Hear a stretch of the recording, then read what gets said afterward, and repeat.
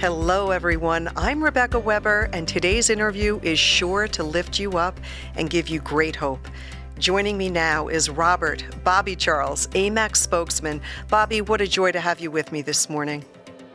I love being here, and this is the time of the year when we begin to really think positive things again, and I'm excited to be here.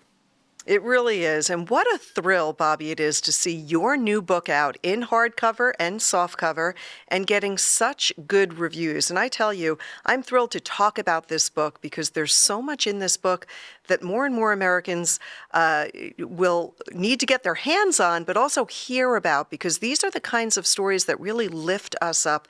You've had positive words from Fox News, People magazine, and a slew of other outlets and really high-profile readers. This is a book entitled Cherish America, Stories of Courage, Character, and Kindness. Now, it took you 6 years to write, dozens of interviews, and then time researching these stories. But before we get into the specifics, can you tell us a bit about what inspired you to write this thrilling book of stories, and maybe a bit about the 4 sections in the book, Cherish America, Stories of Courage, Character, and Kindness? You know, Rebecca, let me say this is truly a heartwarming book. This is a book that will make you feel good about America. It'll make you feel good about your family. It makes you feel good about the people who are your neighbors.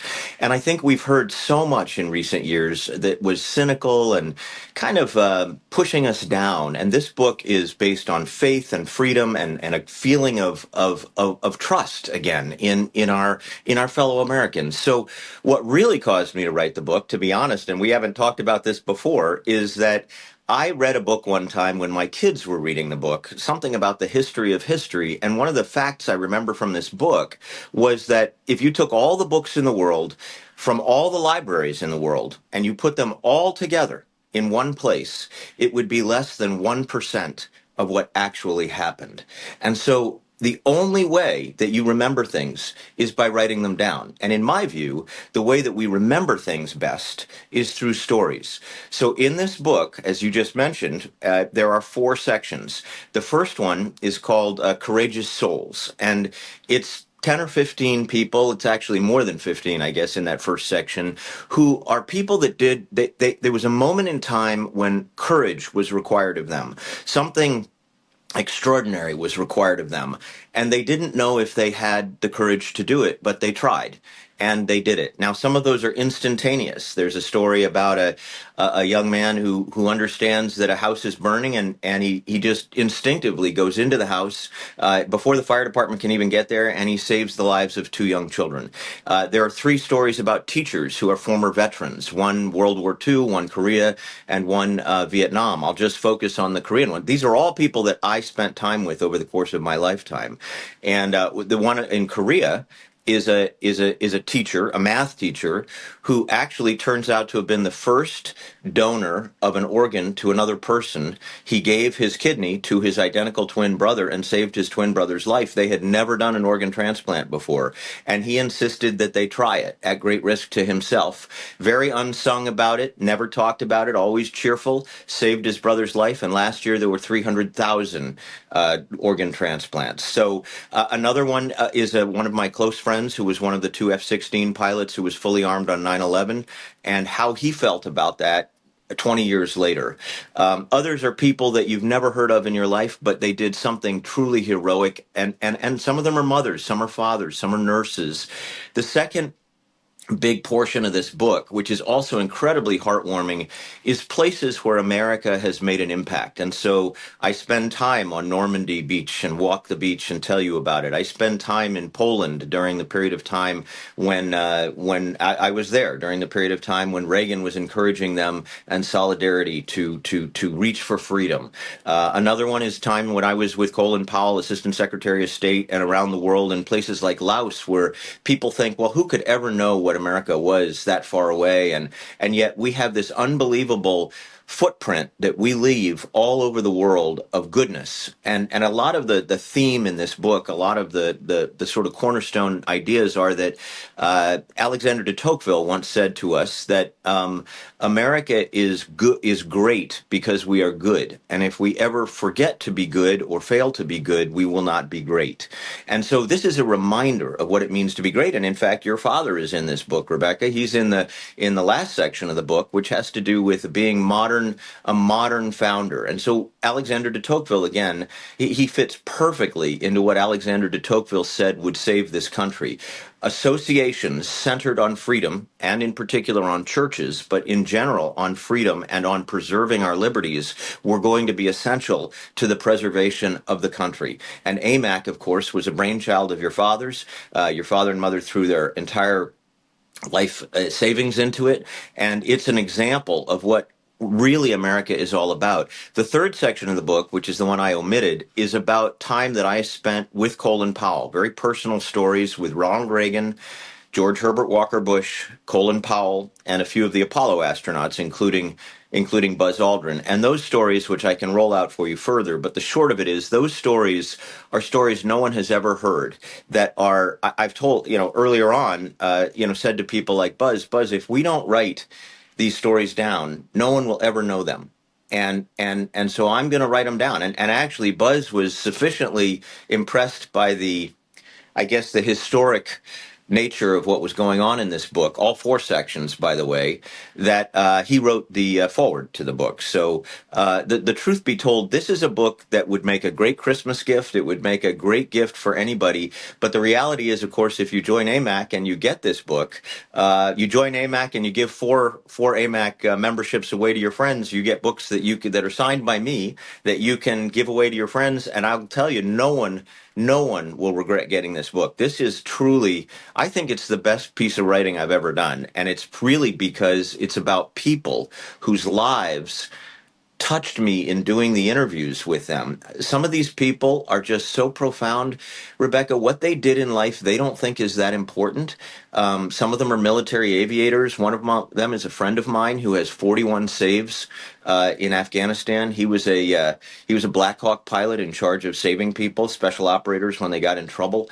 And one of the stories is about a mission that he was on.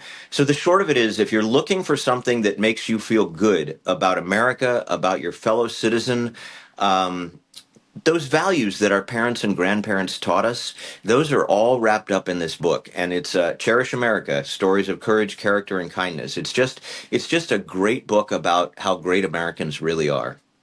Excellent. And what I really love about this is when people join AMAC for 5 years for a limited time, AMAC is giving away, including in that 5-year membership, a free signed copy of the book from you, Robert Charles. So just by joining AMAC for 5 years right now, this is really truly a great way to lift yourself up, but also consider your loved ones, friends and family, Christmas gifts. This is something that they will cherish forever. This is an evergreen book that can be passed on from generation to generation, really lifting up souls and spirits across America. So I want to thank you, Bobby. This partnership has been incredible. The book is really wonderful. And I just love the chapter on Dan Weber, my father, really a very, very special tribute to Dan and his commitment to really improving America. And it reminds us, as you say, Bobby, that what a difference one man or one woman can make. Never underestimate the difference that you can make in this world. Get your hands on this book, incredible book, 5-year membership included there, a signed copy. Bobby, you've really had a very blessed life, and what's so special about that is you really appreciate that. And this book, you talk about the first chapter being words of really courage. The first section rather. The third section of the book really focuses on gratitude. Can you share a little bit more about your personal time with Ronald Reagan and Nancy Reagan, maybe George Bush, Colin Powell, some of the Apollo astronauts, including your very long years of friendship with Buzz Aldrin? You put your finger on something, Rebecca, that's terribly important, and that is gratitude in life. I'm a classic example of nobody gets anywhere without the help of others, and our parents are the starting point, our grandparents, and then we have friends, and so part of what is due from us, and Colin Powell was very aware of it, is that we be equal to our time and we help others on any given day, at any given time, being ready, waking up with that psychology that we're really here to help others. That's really the big mission. And he was very big on mentoring kids, as you know. Between his period of time as chairman of the Joint Chiefs and as Secretary of State, he led a group called America's Promise, which was really all about helping kids get forward in life. And so, Ronald Reagan rightly, and I know we all know this, but said, freedom is only one generation away from extinction.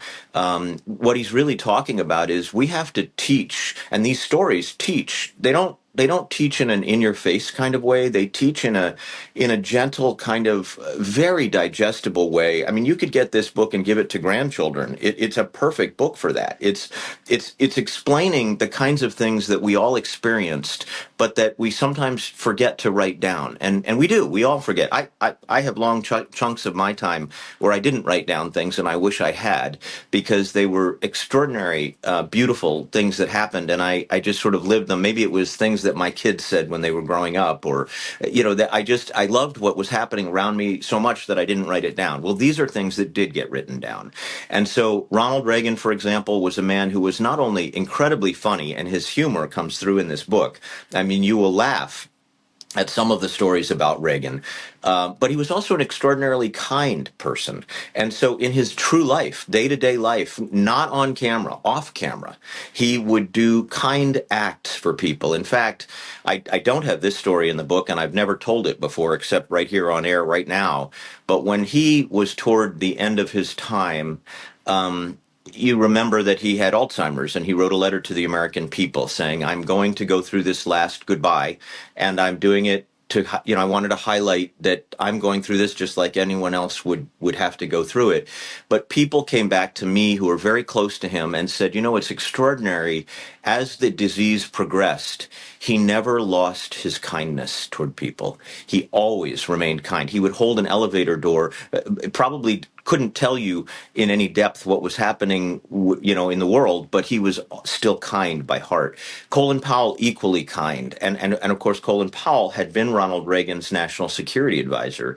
Traveling around the world with Colin Powell, all over the world, and being his assistant secretary, one of the things that I experienced was that he too sort of embodied the idea that if you take care of your people, they will take care of you. This book has stories that prove that point. Whether the people we're talking about are your family, your friends, your employees, your if you're in business, if you're in government. Colin Powell was what you see is what you get. It's just that behind the scenes there was more of what you get. He was incredibly funny himself. And so there are deeply endearing leadership stories about Ronald Reagan, George Herbert Walker Bush, and Colin Powell. I'll say about Bush, one of the most extraordinary things about the most senior Bush, George Herbert Walker Bush, again, naval aviator, youngest naval aviator in American history. He joined barely after 16. He was 17 and got shot down in the Pacific, delivered his payload from a burning plane. What people don't know, incidentally, is that, and I interviewed, by the way, a family that were on the San Jacinto carrier when he was recovered from that. George Herbert Walker Bush did not come home with broken ribs and a broken jaw. Within 30 days, he was back in another Avenger flying off that carrier deck for America. So one of the stories in this book is that I tried very hard to elevate that idea in speeches that George Herbert Walker Bush gave, but he always took a red pen and would take these things that were about him out. And this was at a time when, he was running against Bill Clinton. And I remember talking with the chief speechwriter at the time and saying, why does he do that? And he said, Bobby, we all try to get him to say those things. His view is that the American people either know he's an American hero, a bona fide hero, or it's not his right to tell them. So think about the kinds of leaders we're talking about. Ronald Reagan and stories very personal about him, George Bush and Colin Powell. These people personified real leadership. And we really have a deficit, particularly in one party, but in general, we have a deficit of people at the state level and other levels who appreciate what it means to be a good, selfless, faith-based servant of the people, and that's what these people were. Buzz Aldrin, I'll tell you, I'll just tease a little bit here. There are stories in this book that Buzz has never told about his own feelings about what he did, Korean War, Gemini 12, Apollo 11, and how he and Neil Armstrong actually almost did not get off the moon. And it took resourcefulness. It took a kind of quick thinking for them to solve a problem that could have stranded them forever on the moon. So this book is truly riveting. And you know, Dan Weber's in this book, Rebecca, in that last chapter, because the last chapter has stories that people have never heard before about Thomas Jefferson, about John Adams. I mean, deep research on both of them. Some exciting people in athletics and elsewhere, but because they were founding fathers, your father fit beautifully into this book as a modern founder. So I encourage anyone who loves America, who loves AMAC, who loves the principles and the values of this country, and who feels a little bit starved, a little bit hungry for some of these stories. This is going to make you feel great going to bed at night and great getting up in the morning. And you will find yourself thinking, gosh, if I was in the place of that person, would I do what they did? Would I have the courage to do that? Would I stop to do that? You know, little things that we get so distracted by the importance of the work we do every day that sometimes we just forget that it's the little things that matter. And so that It these sure stories is. remind you of that. Yes, and if you want to be inspired, get your hands on this book. Let me just remind people again, while you can order Cherish America, Stories of Courage, Character, and Kindness, you can get that on Amazon. You can get a signed copy by signing up with AMAC for a 5-year membership right now. And incredibly, with Christmas coming, you can get a signed copy for your closest friends, your loved ones, your family members. Sign them up for 5 years, and you'll receive this incredible book. Included in your AMAC membership. Robert Charles, we have to leave it right there. That's it for today, folks. I thank you all so much for joining me. Look forward to having you back again soon on another episode of Better for America. God bless you all. We are proud to have First Fidelity Reserve as our official bullion and rare coin partner, as they have supported AMAC for over a decade.